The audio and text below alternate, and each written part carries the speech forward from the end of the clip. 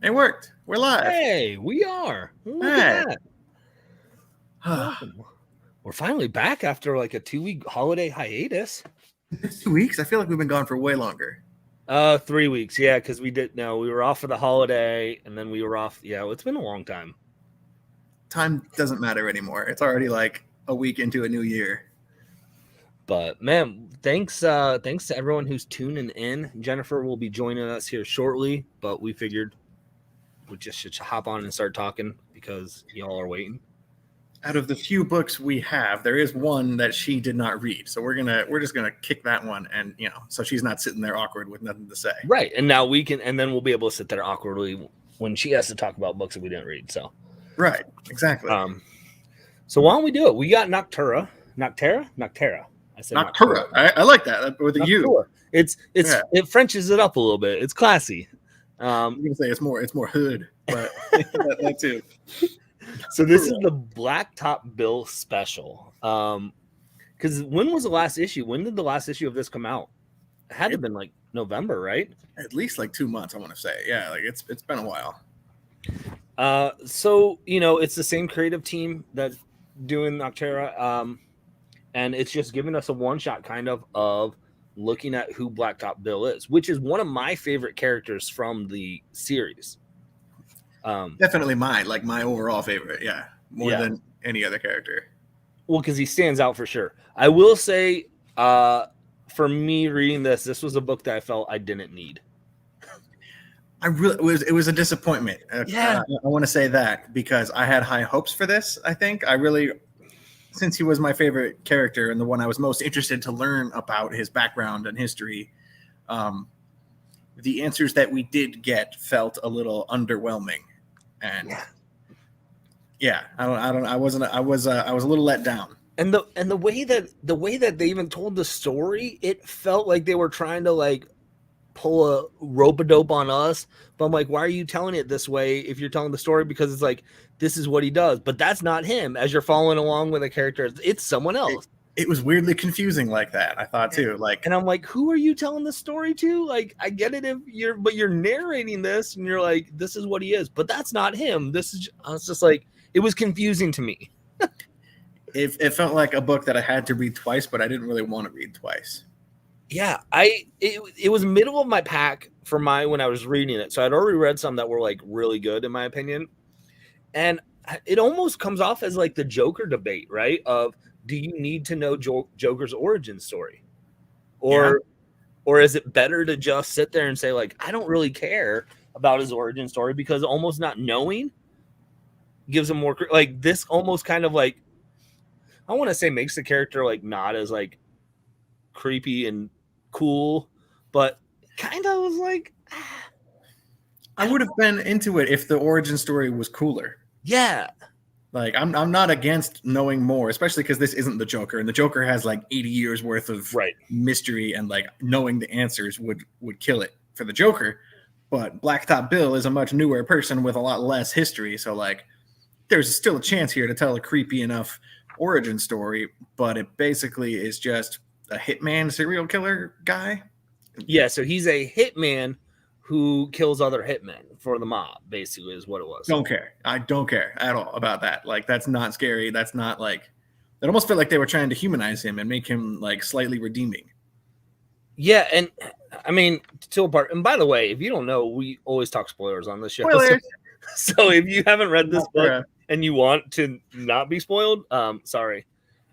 It just, like, even the kills felt like lackluster, which sounds weird because one was like, it just didn't have the pizzazz that I was expecting it to, where I was like, I really cared about the character more. I wanted to like this book more than I did. It was fine, but it did not. I would not want to dig more into this world unless they up the storytelling a little bit on this. And it kind of felt to me also like they were leaving a little bit untold too.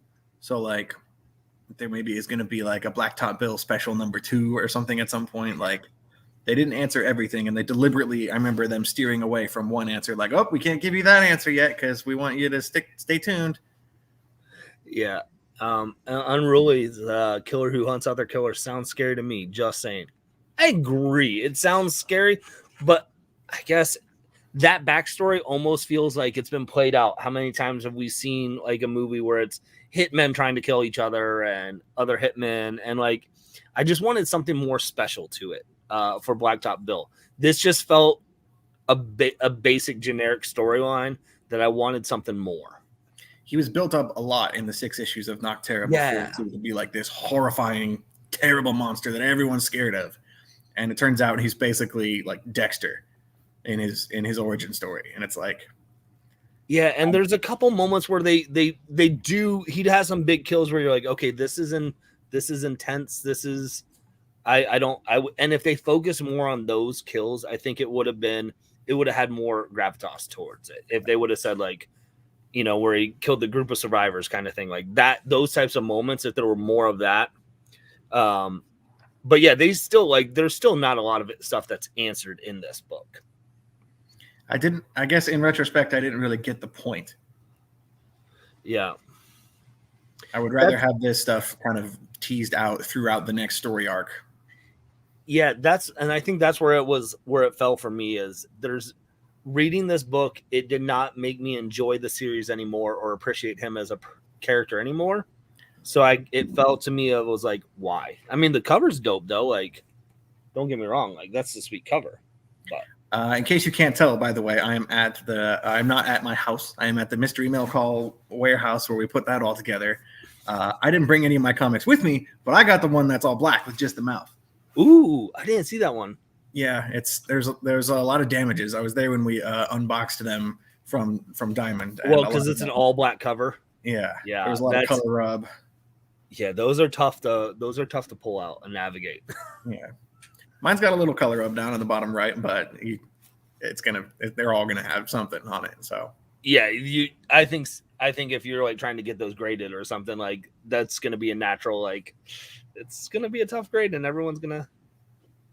Thankfully, I'm not a big graded comic. Yeah, I mean, so you're okay on that. I'm good. How much longer can we stall? We can stall a long time, for sure. So, but no, that was a good one. I did. Well, why don't we?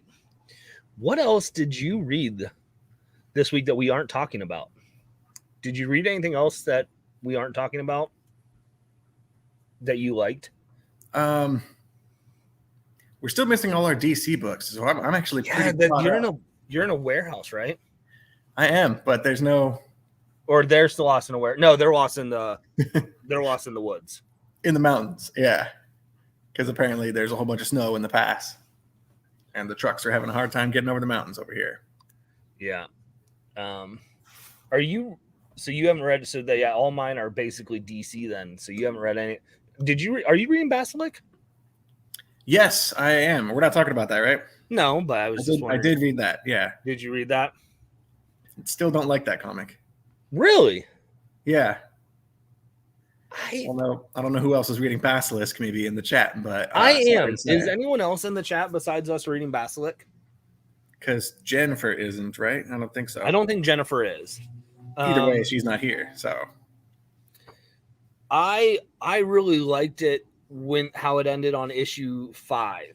This issue did not do a lot for me. It had a lot of promise, I thought, in the premise and in the early issues. Yeah, but I feel like it's spinning its wheels, and I don't know where they're going with it. Well, I feel like they're trying to figure out. I think they're trying to figure out how to keep it ongoing. Is what it feels like, because they're like, "Ooh, do we kill?" Because they could have killed almost everyone in the issue 5, and it would have been okay. This is fine, but I feel like they've, like you said, spinning their wheels a little bit to try and see, so I don't know how much longer I'll get it. I enjoyed the first. I thought 5 was an arc, so I was surprised to see this was out again. But so Chaos read issue 1. It was okay. So I have stayed subscribed to comics that I dislike a lot more than how's Deep Beyond? Awful. Straight garbage. But I missed issue 10, by the way. Our shop got my variant didn't come in, so I'm now an issue behind. And so now you're just like, I'm done. Did that break it for you, or are you gonna find it? I still got 11, and I'm waiting on 12, but I'm also waiting on a reorder of number 10 because I cannot have 11 out of 12 Deep Beyonds. I'm gonna pull my hair out. Like, I'm so mad. But anyway, Basilisk. I feel like the premise is just, it doesn't feel like the concept has enough to justify an ongoing. Like it needs to be like a 8, 10, 12 issue series, however long they feel like going, but there needs to be a deadline. I don't think there's enough there to make an ongoing comic. Yeah, and I don't know what the intention is for this. I feel like they could tap more into the different, like, because one has the super sight, one has the super sound, like I feel like they almost could lean into those even more, and like how they are debilitating to not have those, but how much they affect each other if they do have them. So for anybody who doesn't know, I guess this comic is about a group of 6 people who have like abilities tied to different senses. So one is based around sight and sound, and I guess smell and taste by like, extrapolating all the senses. But like, I don't really know any of them, really. I don't have any connection to any of those characters. And I feel like you're saying, it would, at least for me, it would go a long way if they could maybe slow the story down a little bit and kind of explore who each of these people are and make me care about them. Because basically the gist of the story is these people kind of busted out of some kind of secret laboratory or something. Right. And they didn't know, the scope of their powers, and they accidentally killed a bunch of people.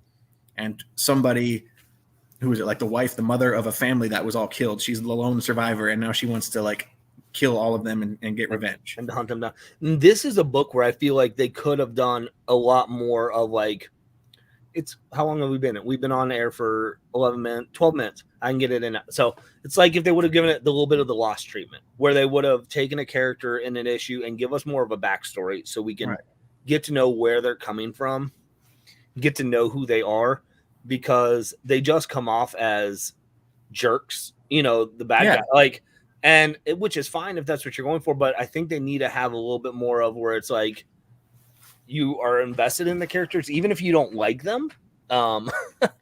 But they kind of they're not giving us any information on them except for, hey, here, this is what it is. And I feel like they definitely could have done that with one issue. Or I would even be a little more okay with not knowing about their backstories. The bare minimum, I want to know at the very least, like, who has what ability. I'm still not even sure on like who can do what. And there's somebody like it's a little frustrating because they're not all sight and like it's not all the senses, because one has had a raven that one of them could like talk to birds or something, like see through the eyes of through what the bird was seeing through, and the other the lady on the cover, she has like a regenerative Wolverine-esque kind of power. I still don't understand fully what's going on with her. Like her arm falls off, like, and I think the little girl like has the sense of smell and things like that. And obviously the one girl who is teaming up with the protagonist, she has the visor kind of on, which there's a variant cover on issue 1 of her, which was awesome, where it's just like her head shot and then the veil over her eyes. I'm like, man, that's sweet. I might have that one. That might be the one I have. It's awesome. Unless it's a super duper ratio variant or something. No, because I bought it at the store. It might be, it's either a B or a C or a second printing or something. But yeah, I mean, I'm subscribed to the variants for that series, so that's probably the one I have. Okay. But it's frustrating because I almost really like it. Like it could be something really cool, and it's like right on the cusp, and it's Cullen Bunn, so it's like double disappointing that it's not quite there yet. Because I know he's capable, obviously. Like he's proven himself as a writer. And that's where I'm at. Like, I'm still hanging on to it. Like, and usually I have a strict, like, if 3 issues, I'm not like loving it, I kind of cut it. But there's something about it where it's either I have a hope for it that I'm going to like it more, or there's just enough where I'm like, something's going to hit here. But it's kind of just been going. It would be easier to drop if the art sucked. Yeah. The art is not bad in that comic. Yeah. The art definitely helps it for sure. Bunn is late stuff. He wrote that book for AWA about the robots, right? Like the bite-sized. I'm pretty sure that bite-sized him. I'm pretty sure that was Cullen Bunn, which is one of the reasons I was kind of surprised, because that was like a family-friendly book. That one was And Colin Bunn did Proctor Valley Road, right? That was Grant Morrison. Okay. All I think I've really read of his is like Harrow County. Ooh, did Colin Bunn do the one shot Eden? The tattoo?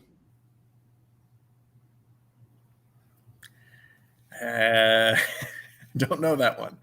So it was a one shot. It was a one shot from Aftershock. It was like a prestige format, and it was basically a like tattoo artist, like that. Anything he drew on this person, like those images came to life, kind of thing. I didn't read it. That sounds cool though. It's cool. So he did do Eden. JD said in the chat. So I don't know why we didn't talk about Eden. It was really good. It's a prestige format book, but it's a self-contained story that gut punches you. So like the things I have read of his like have impressed me enough to where I feel like I can safely try, but there's enough misses in there to counteract the hits where it's like it's starting to get a little less guaranteed surefire hit. So we'll see how it goes. Yeah. John found us. I know John was asking in the on one of my videos when we were doing the show next. So glad you're here, John. Glad you found us. That's another one he's doing too. Okay. I keep forgetting about that. Which also it's in the same vein as Basilisk. Like I'm still pulling it. I'm still kind of reading along and going, I like that one. I really like the idea and the premise of it. And I'm just like, it's I don't know if it's stealing it yet for me, but I'm still reading. It should have been over by now, I feel like. Hey. Howdy, friends. Hi, y'all. So we've just been talking. We talked Noctura already since you weren't on it, and then we decided to talk Basilisk. Because I'm also not on that. And you're not on that. Right. So and now we're just kind of talking about how Colin Bunn has left us wanting more right now. He currently Colin Bunn is writing Basilisk. Mm-hmm. Yeah. Okay. I feel like Colin Bunn. I feel like I've said it before, but he's one of those, like, he does horror really well, but I feel like he's not the best at horror, but easily could be if he pumped it up a little bit. Yeah, I think that's a fair assessment. Like we were just talking about, like last book you'll ever read, which is like right on the brink of being something like truly scary. Mm-hmm. But it's not. Kind of but just like now, Jennifer, I'm sure you had to have read Eden then, right? Did you like Eden? Eden was the Aftershock one shot. The one shot prestige format, the tattoo. Yep. Yeah. I really like that one. I feel Colin Bunn reminds me of American Horror Story, where the previous 4 American Horror Story make it feel like it's going to be this like gothic, grotesque, like rated R HBO Max like fuck fest, and then it ends up being like horror but like PG. Fuck fest. Sorry, are we allowed to cuss on the show? I don't care, but I'm just wondering what that entails. Is that like? Never mind. I'm getting in the weeds. Yeah, just shh, don't ask. It's all right. It's all right. I don't have any of my comics here. I can't remember what all is exactly on our list. Well, Jennifer and I do know, or at least I do, if she forgets as well. So, why don't we do one that we're all on? And so, why don't we talk about? Are we all on either the Fourth Man? We're all on Fourth. Let's talk Fourth Man. Let's talk some AWA. Let's do that.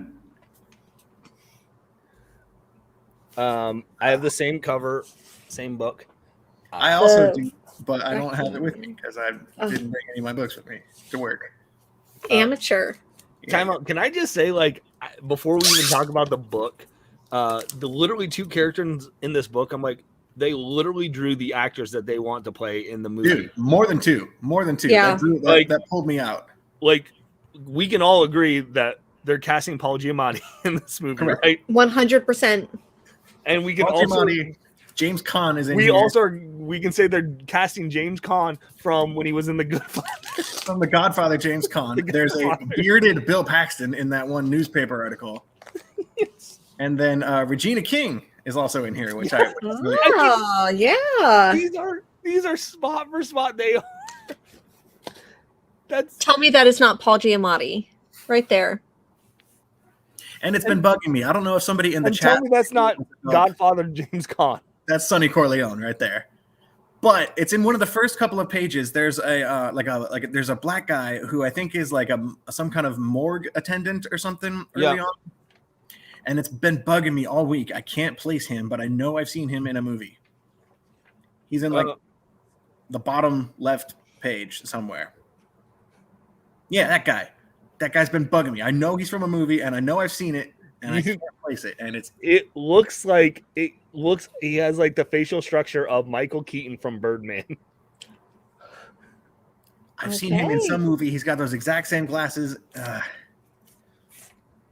It's definitely a Mike Deodato thing. Like I first noticed that during Dark Avengers when he did Norman Osborn as Tommy Lee Jones, and I think he made Linda Hamilton in Redemption also. Oh yeah, Ignacio said Harvey Keitel is one of the. He's one of the detectives. Wow. I mean, it's uncanny. And so I appreciate it though. I feel like I shouldn't like it that he does that, but it's kind of cool, especially for AWA. I feel like they're all very cinematic comics to begin with. Mm-hmm. This comic clearly based on like the cover, they're leaning into the movie poster. Right. So, like it feels right to have actors in this comic, and it's kind of cool. You can cherry pick ones that are dead, like Bill Paxton and James Caan, and like you pick them all from their best eras and just make your own movie. So I'm cool with that. Yeah. So what did you guys think about the actual book? About the book? I liked the book, even though it felt like Fargo. That's kind of all I kept thinking about the whole time. It's Fargo, but a comic. I felt like it was hard to follow. Even like being able to visualize those people and the characters and like to really I think especially because the characters, especially the Paul Giamatti character, I think of the actor. I don't even think of the actual like person's name. I think because of that, I was able to like jump in and I know who the characters are. However, I felt like the story was a little bit hard to follow because it is about a true story based on a true story about rival used car dealerships that like put a murder hit out on one another. But I still felt like it was a little bit hard for me to follow. But maybe that just says more about me than it does about the book. I got a little bit of that from here. I don't remember as well as I should because it's been a few days since I've read this, but apparently that's as good as my memory can last.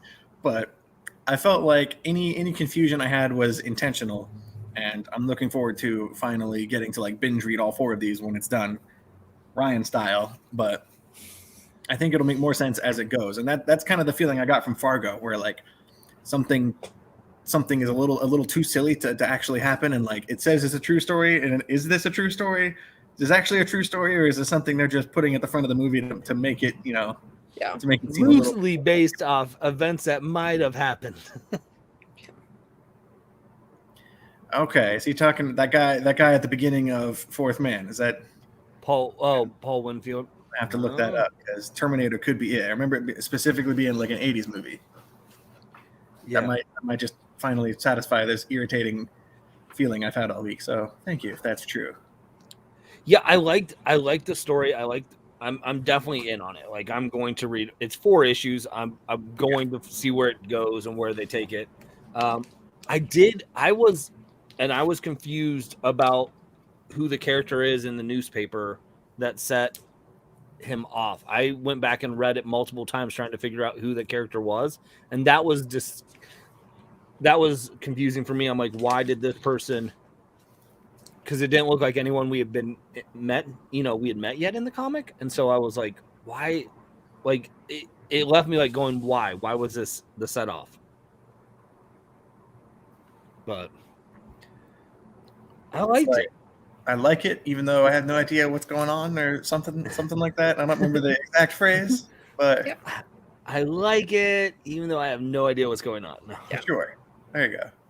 I mean, I have an idea of what's kind of going on, though. Like, I'm not super as confused. I think there are pieces that we don't know yet that I feel like it'll read a lot better when I go, okay, because I don't know why that person sent him off, and it's kind of like I want to know that, and maybe I don't need to know that right now, but I want to know it. So, and I do really enjoy the format too, like how we're introduced to this guy's dead body on a slab in the morgue, and then you rewind and see the days leading up to his death, and like all contained in one issue. I thought that was a really nice way to kind of structure the story, and it almost makes you kind of forget and root for him, even knowing going in that this guy is going to die, and they tell you how they found his body. They tell you, exactly what to be on the lookout for. Yeah, maybe it's just my forgetful brain, but by the end of the issue, I was like, he's gonna make it. He's gonna be fine. And like, no. Oh yeah, no, and they literally tell you how they found him dead in the beginning, and then like when he's backing up the car, like, he's gonna get away. Like, oh wait, no, they said they found him dead on the car. Like, oh, never mind. Oh well, yeah. So, and that's not a spoiler because you found that out in the first page of the issue. So there you go. And anyways, if it is a spoiler, then tough noogies. Yeah, tough noogies. And I think that's going to be the format because it's 4 issues. And there's 3 people. They introduce 3 people being dead right off the bat. So then we're gonna figure out maybe that's the title. Maybe that newspaper article that set the guy off is the 4th man, and that's why we don't know who it is, and hence the name of the book, The 4th Man. Because I assume we're gonna get issue 2 and issue 3 are gonna go the same type of format of who the other 2 dead bodies are. Yeah, we'll let you know, Chaos. Not today. Yeah, never. I will talk Inferno number 4, but I'm slowly getting there. I'm finally reading the Hickman X books, but I'm not going to get to that point for very long. You're literally like Inferno number 4 is literally the last Hickman X book, and you're just starting. Yeah. I'm on the second Dawn of X trade, so I'm like on issue 2 of everything. Okay. So I'm right at the start. I'll get there. So, but AWA, it does. I think like even their books where I'm like, I wanted more, or it wasn't like the best. It still is a really good book. Like they're really doing a good job with what they're putting out. The teams they're putting together. Out of the few books I was able to actually get my hands on this week, I think this might be my favorite so far. Unless there's something super astonishing coming out of DC that I don't have yet. I don't know. We'll have to see. Yeah. We'll have to see. Speaking of AWA, and hello to Brandon. Speaking of AWA, did everyone else read the last issue of Not All Robots, or it's issue 5? Yeah, you're welcome for that, friends. Also drawn by Mike Diodato, but this one's Not All Robots is written by Mark Russell. Yes, I've heard of him a couple times. Yeah, I mean, and it ends with it saying end of volume 1, which is ensuing that we're going to get more. This is a pretty good, Quinn, for Not All Robots to be your first AWA book. I feel like this is a pretty solid one. This was probably my favorite AWA book this year or from 2021. So it made my top 10. I've been toying with the idea of doing like an AWA ranking. I haven't read everything, but like I have one in my head of like an internal where everything is, and this one is definitely in the very top. It's got to be in like the top 5 or even top 3 somewhere up there. Yeah, that'd be fun. It would make a fun. This made it into I made my top 10 list before I read issue 5, and I'm okay with still having it in my top 10 list. I felt like this was a good conclusion to the story. And obviously there's a volume 2 coming out, but I felt like it brought closure without like you could put volume 1 away and be happy, I think, with the story, and because it felt like a departure though from kind of the rest of the story, but I was okay with it. Yeah. It made sense because the first part of the story, I think that we're really setting up the world that they're living in and like the society that they're living in, because it's these robot overlords have kind of taken over by design because humanity has fucked up so much. And I feel like this didn't need to go into that because it's the last issue, but it really went into what it means to be human and leaning into our fuck ups, maybe, because the spoiler alert for issue 5, one of the characters ends up getting exiled out. They don't get killed or like a death sentence, but they're basically their punishment for their crime is that they made their bed and now they have to lie in it. Like they literally have to live in the society that humans created. Yeah. There's a really kind of like, one of the things I love about Mark Russell is the comedy mixed with like the touching social commentary, and he mixes those so well. And this issue I thought really kind of ripped that whole question open of like the mom having to defend her position and the things she's done, and hearing like the robotic judge kind of like counterpoint everything she says and saying like, basically humans ruined the planet they're living on, we saved you guys completely turned your planet into a baked potato, and you're just a bunch of ungrateful gerbils living in cages. And like it was kind of like, the robot had a point, and as bad as it is to kind of agree with not the humans, like it was done very well because they both made really good points, and it was actually like a really hard kind of decision. Yeah, that speech, because you see both sides of it, like, and I think you see both sides of it really well. Like I was looking at the book when we were talking, and she even makes a point of like, mistaking productivity for value, and how like how we do that in society, and how there's always gonna be someone better than you. And so when you put that value on productivity, you're never going to be happy, and everyone's always going to, and that you saw that. And then looking back at the previous issues, you can see like even the robots were getting replaced with other robots and better robots. And so even the robots were getting replaced with the robots were replacing the humans because they could do better. Well, now the robots are replacing the robots because the robots can do better than the previous. And that statement of just like, when you put a value on productivity, that you're always going to be searching for the next best, greatest thing. And that's what we look for in humans rather than other qualities. And I was like, ooh, like that hits because it's real. And like, what do you do in real life with people who don't necessarily have a job? Or, how well do we take care of people who are, the classic example is like working at McDonald's, flipping burgers. Do they deserve to make enough money to survive? And like Mark Russell is clearly putting like some real world questions in there that are hard and uncomfortable, but mixing it up in this fun robot kind of like dystopia story that's just a little, it's not real, but it's like it's uncomfortably close to what could happen in the future. The last couple of years we haven't gotten a new season of Black Mirror on Netflix, but this could easily have been an episode of Black Mirror. So anyways, it was excellent. Definitely top AWA book, one of my top books for the last year. Yeah, for sure. I like that we are all in agreement there. Yeah, if you aren't, and I think the trade's coming out in February. Oh, nice. And normally does AWA do $9.99 trades? All $9.99 trades. Excellent. See, there's no reason why people shouldn't pick this book up at all.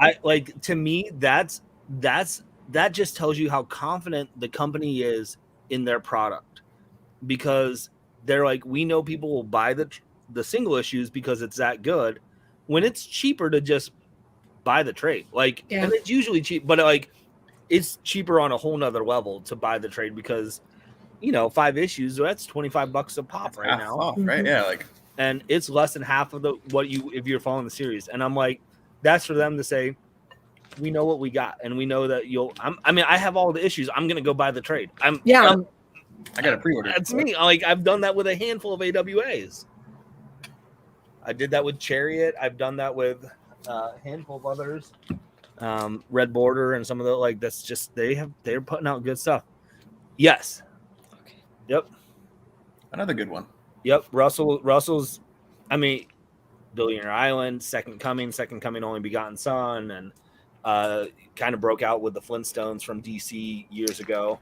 You need to read. That book is so good. Yeah. Like, I cannot believe I loved a Flintstones book as much as I did, but that book is excellent.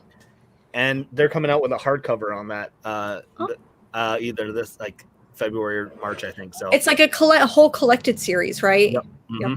Yep. Because Flintstones was just 2 paperback trades, but which you can go get and get them cheap. But yeah, man, I'm a big stan for Mark Russell. So yeah, I think he's officially made the list of writers I will check out no matter what. I see his name, I'll pre-order it. Yeah. Yep. Chaos. I don't disagree. I love the other series a lot better than Billionaire Island. So. All right, what do we got next? You guys are in charge because I forgot all my books. Why don't you guys talk about the book that I don't have, Monkey Meat? Monkey Meat. Okay. I've been looking forward to this. Okay. Good. I didn't like this book, so I really hope that you have like nice things to say about it. Like I'll be very honest here. I got maybe not halfway through, maybe before halfway through, and I put the book down and I'm like, I can't read this book. The art is fun. It feels dynamic and like, what am I trying to say? Just energetic. Yeah. I had no clue what the fuck was going on, and it annoyed the shit out of me. And I'm like, I'm not even going to bother finishing it. Its smug aura mocked me, and I didn't like it. But it's an anthology, so I'm like, well, maybe the second issue will be better. But I've played that game before, and I always lose. And it's only 4 issues, I think. It's not going to be very long. It's going to be limited. It might be 4. Someone correct me if I'm wrong, but I'm pretty sure it's a limited series. I am so glad that I didn't pick this up. I was at the store. At the store this morning, and I saw it on the shelf. I was like, "Oh, they're talking about this." I was like, "It didn't interest me enough to get it." I opened up the book. I looked at the art. I go, "The art's gonna lose me. I'm not gonna be able to stay with it. I'm just not gonna do it. I've done this enough where I've burned myself of buying books that I know you all are gonna talk about." Yeah. So I was like, "I'm not doing it." And it's frustrating because it's almost really funny. I mean, it is pretty funny. It does have moments, and the art is like maybe the saving grace of this comic. I think the art is just wacky and like, well, it's well done in kind of like a graffiti sort of way. It reminds me of like all those Gorillaz album covers where like it's just a little too loose, but like I can still follow what's going on, and it's got its own style, and I appreciate that. But like Jen says, I'm really not sure what the hell is going on in this book. And I kind of, they've been putting some previews for this comic in the back of other Image books recently, and they very wisely only put in, it's a preview. So there's like 4 pages, 5 pages, and like I distinctly noticed while reading the book that like after that it started to just drop. I didn't understand at all what was happening once I got past a certain part in the book. Like I can't even really begin to summarize the plot of this comic. Like there's a part of me that was hoping that there'd be a saving grace that like one of you would come through and be like, no, Jennifer, this is the meaning of the book. Look at it this way. Like this is the plot. Don't you enjoy this character? It's a metaphor for this. And be like, oh, maybe I should reread it and maybe I'll like it. So I'm kind of glad that you're just like, same. Ditto. Did not understand. But that doesn't change. We've tried to do that with you with Nocturne. It doesn't change you. Sorry, it doesn't. And Stillwater, Ryan and I have tried many a times. What made you think this was going to be any different? So true. I feel called out. Yeah, I forgot about Stillwater, but yeah, that's it. That one hurts because I love that comic.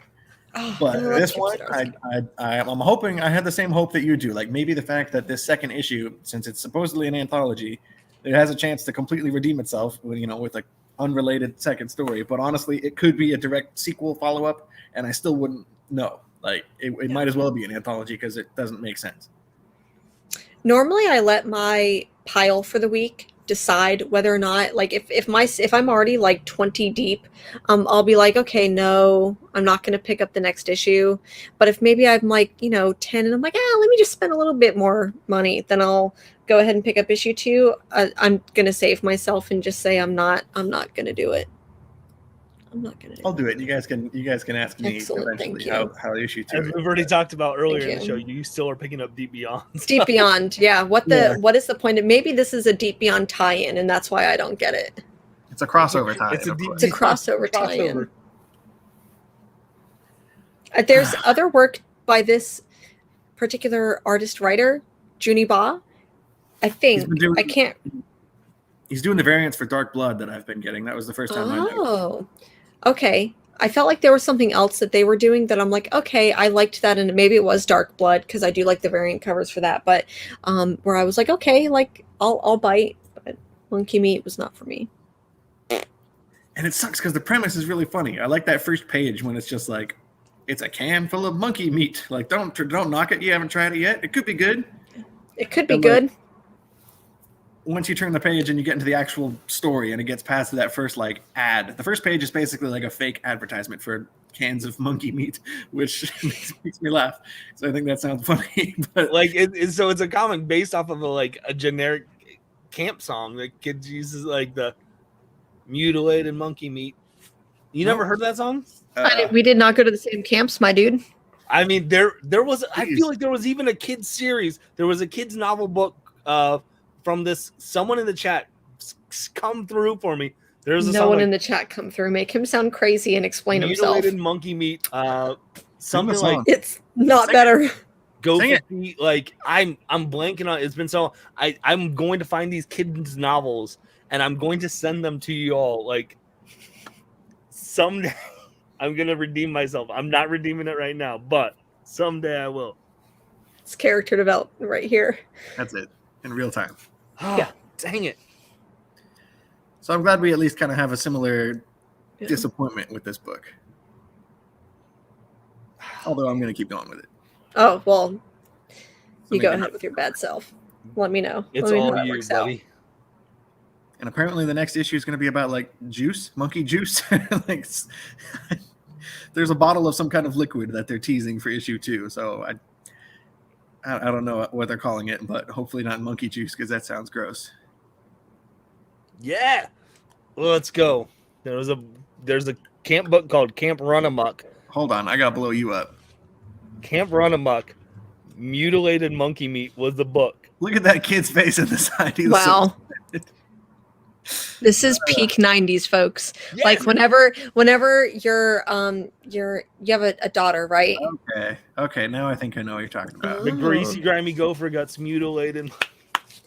Whenever your children are like, Dad, what was it like growing up in the olden times? And you can be like, mutilated monkey meat.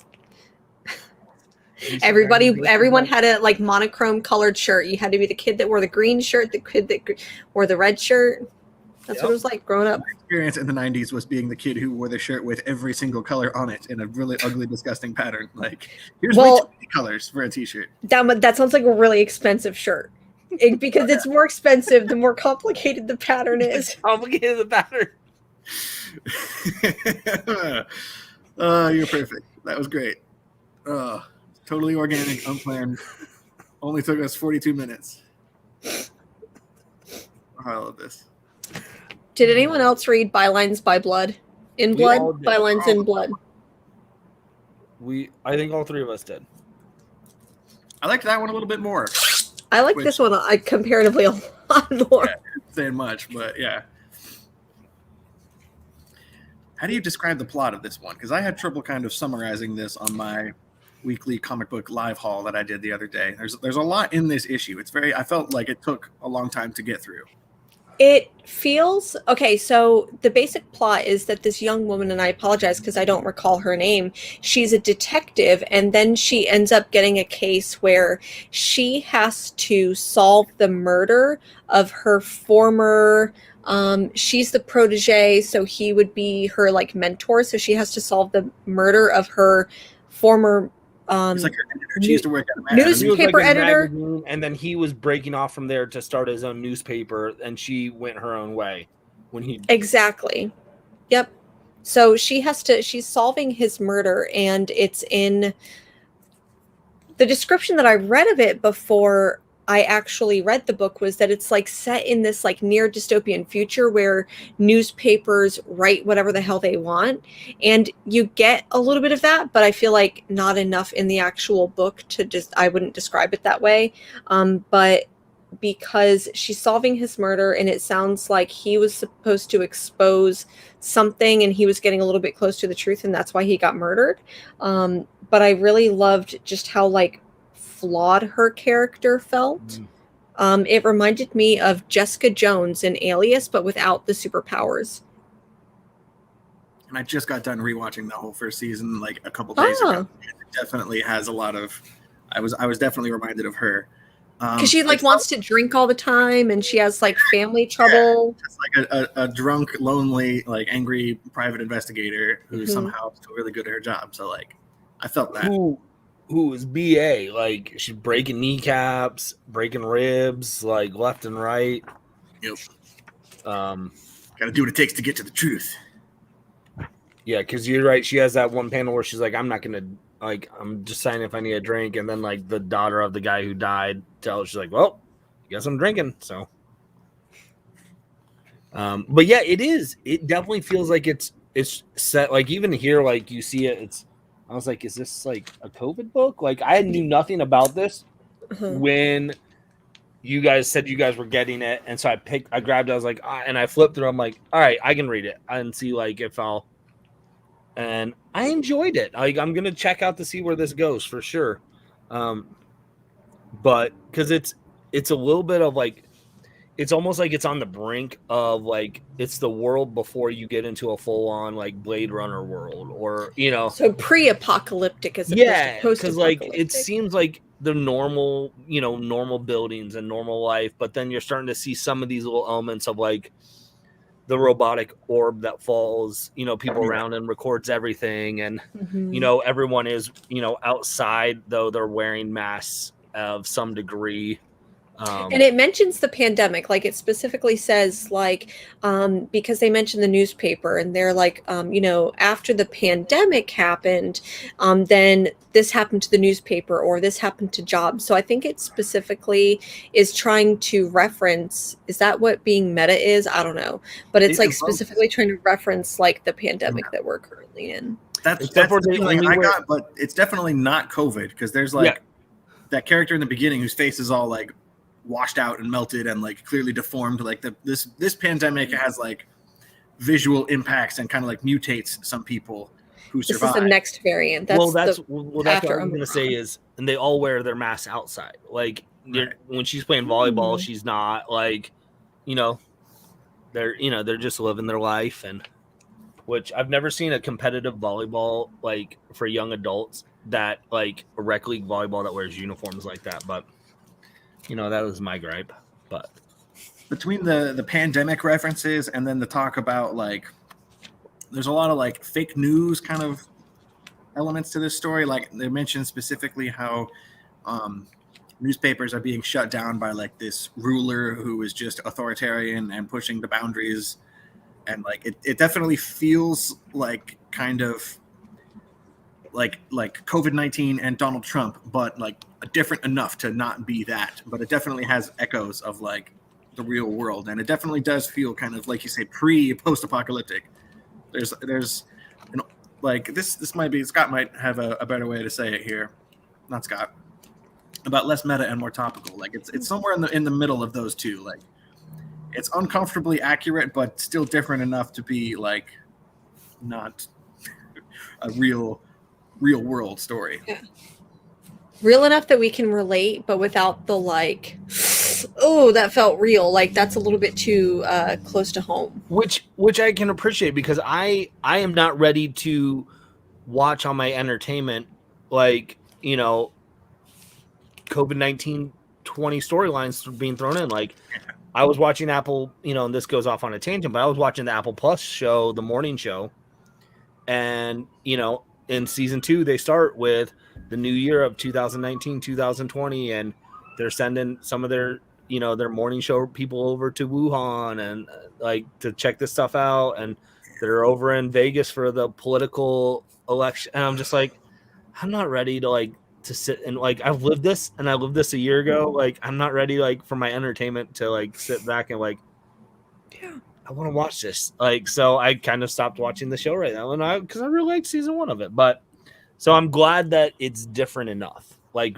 you guys have been saying, like I'm glad that it might have some undertones of stuff like that, but it's setting it apart enough that I'm not like, okay, yep, this is right in my face of what we're still in the midst of like living. Like it's definitely a familiar world that the story exists in, but it's different enough. And also the fact that it's a detective story, it's easy to kind of like push all that stuff to the side and focus on, you know, the actual like mystery underneath everything here. So it's good flavor for the world, but it's not distracting. So I don't know. I really enjoyed it, and this is definitely going to be one of the ones that I pick up more of. And I don't know if this one's going to be a limited series, but Aftershock a lot of times has been doing like 5-issue series where they'll just kind of wrap up the whole storyline, put it into one volume. If it does that, then that's great. Like I'll still pick up all of them, but I feel like this could develop into a nice little world that we see more of, that we see, like, you know, maybe at the end of issue 5 we see like another secret exposed that she has to like research or whatever. So I don't know, I really enjoyed it. I like the character. I think that it's an interesting character. Yeah, my guess is it's Aftershock though. It's going to be 4 or 5. Well, because it's usually 5, but what was I just read? Oh, Chicken Devil is only 4 issues. Oh, because I just saw that when I read it, because I was playing catch up on my books. It was like the conclusion, you know, next issue, and I was like, It's like, oh wait, that's issue 4 then. But I mean, Aftershock's going to play the hey, how did the trades do? Yeah, they're good at that game. Are they though? Are they good at that game? I don't think they're good at like following up on the second trades, but they're good at the, you know, hey, buy the trade, maybe we'll make more. And it leaves some really good stories on the table because of that. I'm just glad we're getting more Maniac of New York. That's been my favorite Aftershock book, and like the fact that there's a second one, I'm good with that. Yeah. So, well, we have one left on our list. Do we? Is it this one? Well, you don't, Ryan. Oh, I thought okay, yeah. What are we at? Went fast. This was me and Jennifer were on this one. We were. I'm series is spoiler alert, made my top 10. I'm adoring the series. I love the fact that I have a Superman series on my top 10 list of the year. Says a lot. Was this number 6? I think 7. No, I mean like issue 6 or 7. Oh, I was like, I don't know. Like, where is it on your top list? What number? It's issue 6. So, issue 5 was the issue that, sparked everyone wanting to hop off or either hop on the issue. What are you showing us, Jennifer? What is this? Our conspiracy theory. It's the conspiracy theory. As soon as I read it, I messaged Greg and I'm like, you need to look at this shit. Here it is. Hold on. Tom Taylor doesn't know how to eat pizza. Are they holding it right? No, they are not. It is Pizzagate. This is the literal pizza. Maybe that's why. This is the literal Pizzagate that people. Sorry, let me see. Sorry. It's better than the other ones. I will say that. I'm terrible at this. There we go. I'll have to judge for myself. It looks better, yeah, but it's better. Someone He's needs learning. Yeah. Tyler out for pizza and show him. He has to be like telling them to draw it funky because this has happened with enough different artists. They can't. Yeah, this is Tim's. Redondo's on Nightwing.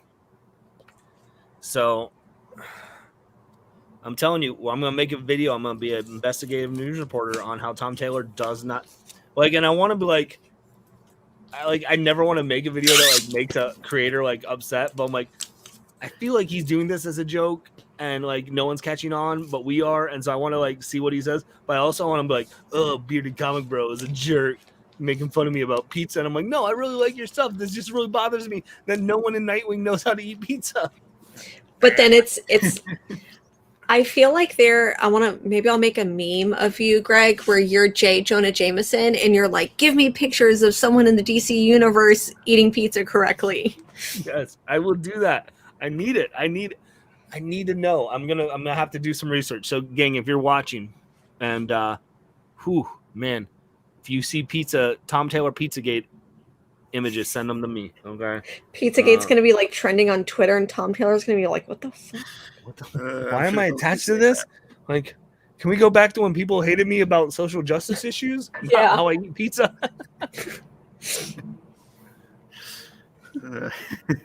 Pretty true. It will. Pizzagate will make it happen. Chaos. You just Google it. You'll figure it out. what's the correct way to eat pizza? However, they don't eat it. Because like they'll eat it like he had Nightwing eat it like this. Yeah, that's not no. And like hold it like this. Like you don't hold a New York slice like that. Like come on, I get it's Bloodhaven, but yeah. Anyways, so how's the comic? Like other than the book is actually really good. I like it. Yeah. There's just so many. Tom Taylor has a way of writing characters for me where I go, yes. I don't like Damian Wayne. He's my least favorite, one of my least favorite Robins. Like Jason Todd sucks as Robin. I love Damian Wayne so much. But Tom Taylor, like the way he's writing, I like.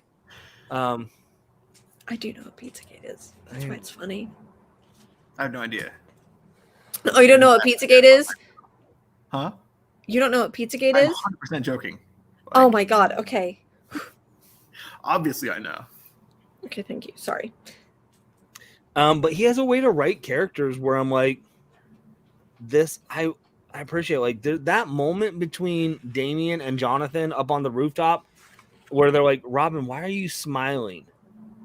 And you know, like that's freaking me out. And he just like he puts his panel like his hand, he puts his hand on Jonathan. He's just like, I'm happy for you. Like, and John has that little coy smile, like it's like. And then I think Lois goes, "Why are you smiling? Why are you smiling like that, Robin? It's weird. Like, stop it." Like, I think Tom Taylor can write dialogue, and he makes me care about characters that I didn't care about.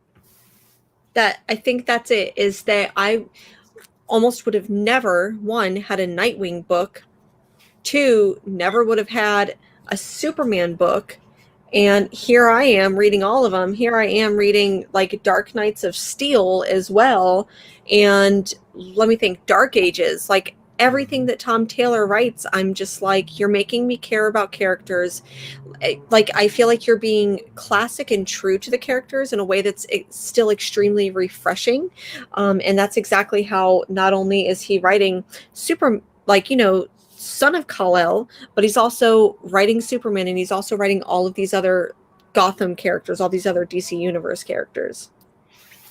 I'm not a spec person at all or something, but I get the feeling like the way like this story goes, like he's writing Jonathan Kent in a way that's he's going to be the Superman for the next generation going up, like where I'm not saying like I don't even know what Jonathan Kent's first appearance is in comics or whatever, but I'm not saying it's going to get Miles Morales, but there's a group I think of people where it's like these are what I'm growing up with, and this is going to be the Superman for a new generation because they like the voice, they like the message that's being said, and there's going to be people that don't like it, they like their Clark Kent, and that's okay. But I think moving forward, you're going to see in the future of, kids reading up like that their Superman is Jonathan Kent, their Robin is Damian Wayne, like even more so than it has been. And because your character is who you grew up with, right? Like, I mean, that's why I love Tim Drake. That's why Tim Drake's my Robin. Like I had Dick Grayson,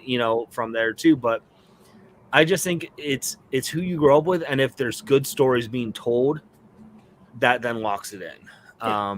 And I think Tom Taylor's writing a really good story in Superman, Son of Kal-El, trying to deal with, he's trying to figure out what's happening to his dad. And, they introduce Batman and things like that. Convergence, number 2, was it?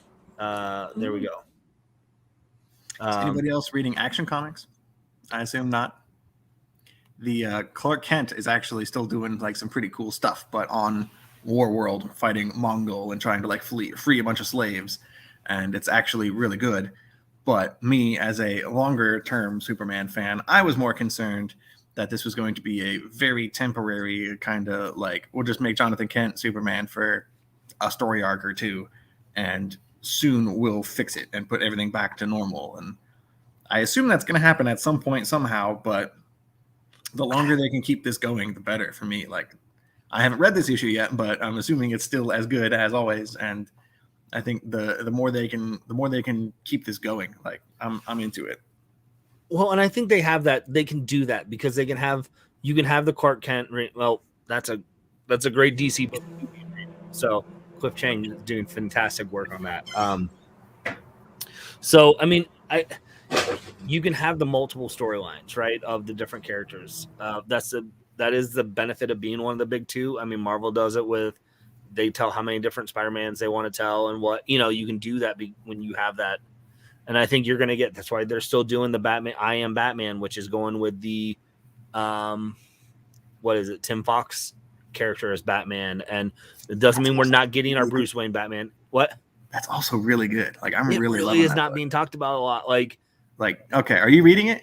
Yeah. Oh yeah. I'm surprised at how much I love that comic. Like, and what was it? The last issue, there's like a panel where like it's just like Batman standing over like a pile of bodies. You're like, yeah, that's hardcore. Yeah, like I would recommend people not to sleep on I Am Batman. It is an interesting, cool addition to the Batman universe.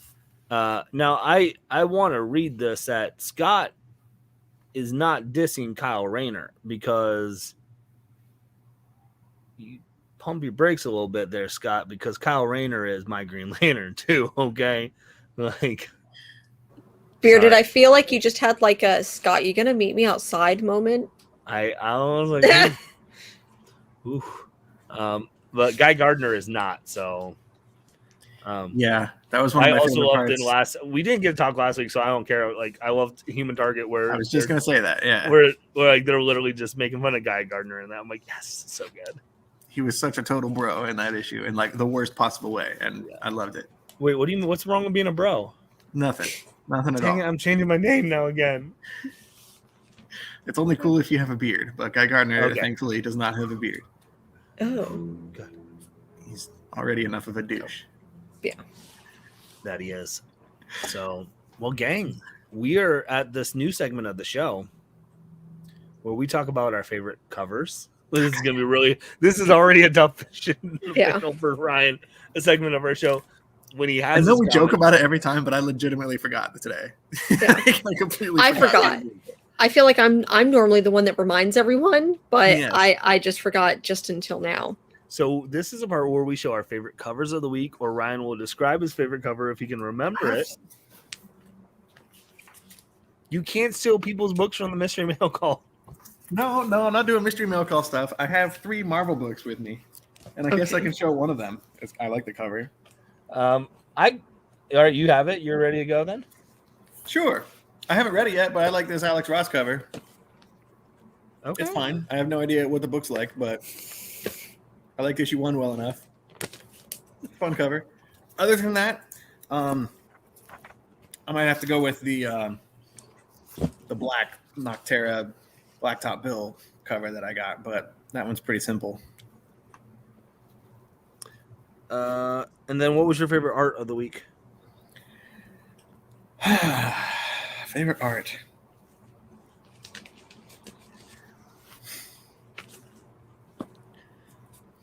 I kind of want to say 2 different ones, but I also don't like them. Oh. Like, I don't want to say Monkey Meat. Yeah. I really like the art in it, but I don't like it at the same time. It's a weird feeling. Since you don't have your book, I'm going to go ahead and just like open it up so people can Please. See what we're talking about with Monkey Meat. It's good art. Like, he's talented, but it's definitely not my style. It's not my favorite kind of thing. See if I can. The floor is yours. I don't know. That's more of like the main or one of the first pages in it. But it's fun. It's really dynamic artwork, and I love the colors. Yeah. But it didn't carry the story enough for me to care about it. For me, it was like the art was the only redeeming factor, but the story wasn't good enough. Nope. And the art was the reason I didn't pick it up. Sorry. Yeah, that worked. Other than that, I might just say, like, I really appreciated the fourth man, the thing we talked about, the like actor casting. I thought was a really kind of interesting way to do it. Like, that book more than any other, like every character in that book was like an actor I recognized. So that made it kind of a fun experience to read Fourth Man. I'll say that for art. Okay. I'll say my cover. Like, it's weird because I don't like these characters aren't my favorite characters, and I don't read a lot of them. But it's gonna be. It seems like in this new series, a lot of them. I love this art on Detective Comics. I thought it was just it's so realistic, but like just a hint where it's not, and I thought it was beautiful.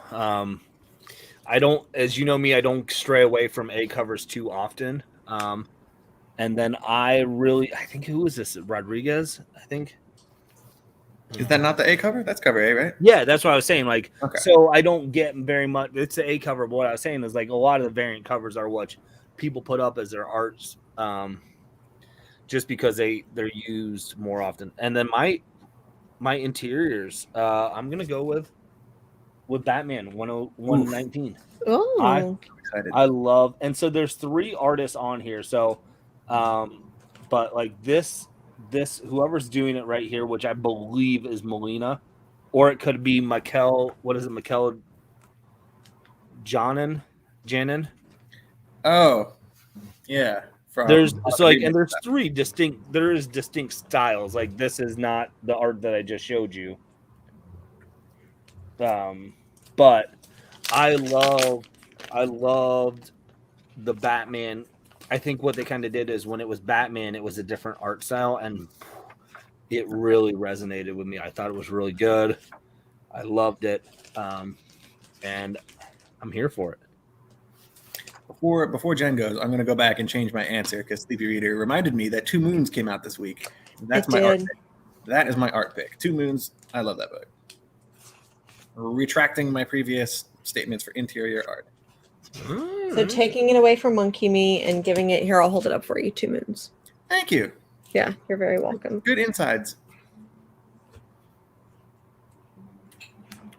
Now you can go. Okay.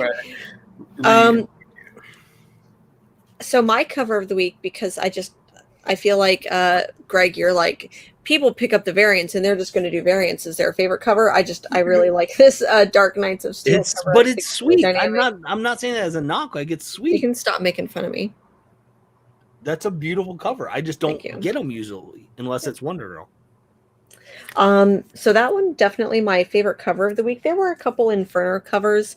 The interior artwork of the week is actually going to be from Elektra, Black, White, and Blood. The third story, I don't know, I can't recall the name of the story. But the artwork, it's done by oh shoot. Sorry that you have to just like watch me do this instead of seeing the book. People had to watch me and Ryan fumble through the shit for the first 10 minutes, so we're good. Okay. I just really enjoyed, not only did I, spoiler alert, this is a really bloody issue. And I think that's kind of the point of these Black, White, and Red titles, is that they end up being kind of particularly bloody. But this one was also my favorite out of the 3 stories in here. Anyways, it was really good. It really surprised me for being one of the Black, White, and Red. I really enjoyed the third story in here. That's kind of how I felt with those that I got. Like, there was usually 1, maybe 2 stories in there that I liked, but there was always one that wasn't as good. Mm-hmm. So I'm trying to just get those for characters I'm already interested in, and Elektra was not for me. The story in it is called The Crimson Path, and it's written by Declan Shalvey, and Simone D'Armini is the artist. It reminded me a lot of Becky Cloonan and her work on By Chance or Providence, which was an anthology that I really enjoyed. So the third story reminded me of that, and it was also my issue of the week, even though it was one of the stories in this issue. Okay, that good. Mm-hmm. Yeah. Wow. I need to branch out a little more. Maybe we need to branch out a little bit. I'll get 2 Moons. I mean, Deep Beyond instead. Yeah. Just went 2 completely different directions there. So, what was your read of the week then, Ryan? Out of everything I've now that I got 2 Moons on the brain, I'm going to say that or Fourth Man, which I like, but I don't think I love yet. Okay.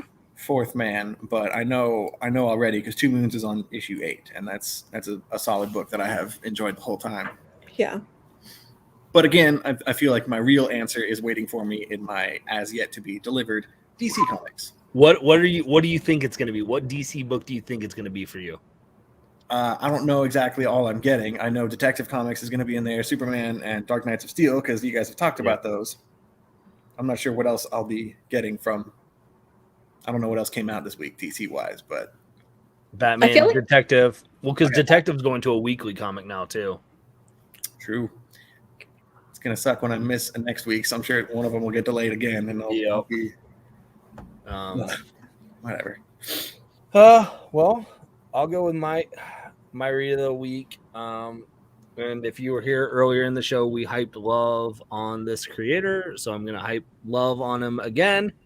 And y'all, not enough people are reading or talking about Star Squadron. Oh, did that come out this week too? Yep, I really like it. So again, it's Mark Russell. Sound like a broken record here, gang, but he's taking all these characters that no one cares about, like knowing really much anymore. Red Tornado, Power Girls, and this. And there are characters I'm like, are you actually a real character, or are you just made up for the book? Like, that's how like B-listed is, but it's a hero for hire kind of thing of some job. It's like you download the app and you like, I need assistance for a superhero to escort me, and so two of them are escorting Lex Luthor, like someone who's in a meeting with Lex Luthor in this issue, but another one is like getting escorted to a kid, like he's doing a kid's birthday party, like he's so excited. He's the act for that, and it just is a fun. And Steve Lieber does the art, Scott's right, and Steve is fantastic on it. I'm just going to say something really quick about Steve Lieber. So Steve Lieber does like an open office hours at my local comic book shop on Fridays. And today he was at my local comic book shop basically doing like portfolio review type things. So if you're in the Portland area, you can stop by Books with Pictures and say hi to Steve Lieber. Well, if you do, tell Steve that I'm a big fan of Steve's work and loving Star Squadron. And I think Mark can only work with people named Steve because Steve Steve Pugh, who did Flintstones and Billionaire Island, and now Steve Lieber. Like, so it's a 6-issue miniseries, or limited series as DC's calling it. I really like it. I'm a big fan of it. So I'm one of 2 people at our shop that are subscribed to that book, and I've been trying to, push extra copies on, people who are looking for something new to try, but nobody wants to pick it up. I'm one of 2 people as well at my shop that's subscribed. I'm subscribed because it's a Mark Russell book. The other one's subscribed because they're a Power Girl fan. So not much to pick from with her lately, right? Like, yeah. So, and she's not even in this very much right now. So it's like, sorry, bud. But yeah, I'm digging it. I really enjoy it. So yeah, I'm most excited to probably read that then, out of everything I've got waiting for me. When it ever gets here. So good. Well, that's it. We wrapped it up. Well, that's it for the show, I guess. We figured it. We figured it out. Ryan, you dropped content on your channel. I did. Edited content, gang. It felt weird. It's the video right before this. Watching you drop edited content, but it was good. It was good. Thank you. I didn't realize how long YouTube videos take to put onto YouTube. That part was a little distressing. It was like, it took several hours. Yeah. It's like, I guess I'll just sit here and wait for this. I had to wait up all night. I didn't want to close my laptop in case you have to keep looking at it. If you look away, it stops uploading. It's like the opposite of those Doctor Who statue things. Exactly. There you go.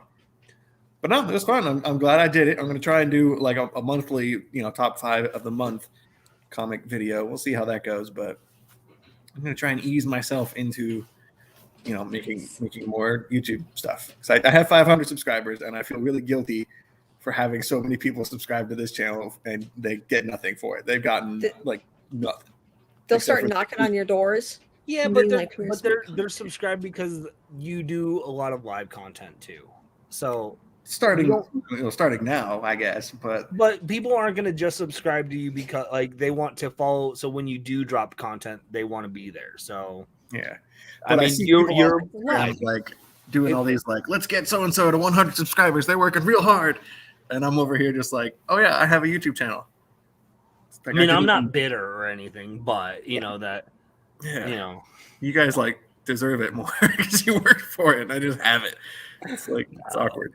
It's a weird feeling. Fine. It's why you don't do it for that. You do it because you like to put out the content, or you don't. Otherwise, it sucks. Edited content is for suckers, and that's why I'm the biggest one. That's why I can't do edited content. Like I feel like maybe it's kind of like the ADHD. I hate editing. I start editing and I just want to throw up. That part I kind of enjoyed. Like, see, I like to have control. Because as you guys can tell, of like sometimes on live stream, I don't know what to say, or there's dead space in it, or I don't like that. It feels awkward to me. So I like to be able to be like, I'm cleaning this up. It's crisp. It's clean. And that's why I don't go live on my channel very often, because I'm like, I'm going to just butcher. Like if I go live on other people's channel and I look like a fool, it's not a big deal because you're not coming over to my channel because of that. So I like editing. I like trying to figure out new things. It's something I do in the background. So yeah, I don't mind it at all. I had so many uhs and ums and like pauses that I was like, I just snipped out a whole bunch of stuff. So there's like a few too many cuts in my video. Probably it was like my first try. So we'll see how it goes moving forward. But I like it. I like editing. I don't. I mean, it happens. So. I don't like editing, and that's why you can find me on Sunday mornings going live and bullshitting, and it's a lot easier. It's a lot quicker too. It's a lot easier. Yeah. It's really short to film something, but like the editing and the uploading apparently is the part that takes forever.